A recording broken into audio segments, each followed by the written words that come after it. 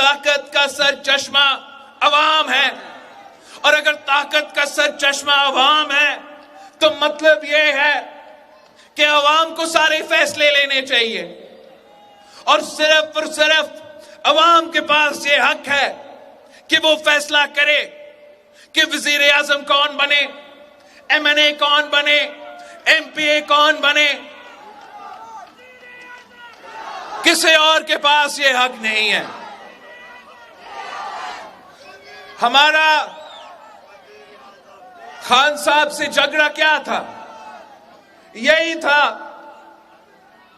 یا مسئلہ خان صاحب سے تو صرف یہی تھا، ایک ہی تھا کہ فیصلہ عوام کا۔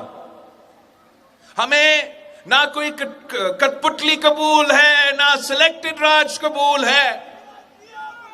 آپ جھگڑا کیا تھا، مسئلہ کیا تھا عمران خان صاحب سے؟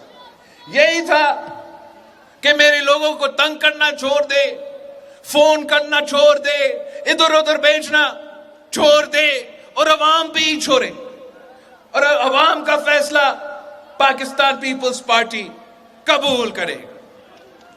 صرف ایک یہی ہمارا اعتراض، اور آج بھی ہمارا سوچ یہی ہے کہ یہ پاکستان کا عوام کا حق ہے، آپ کا فیصلہ ہے۔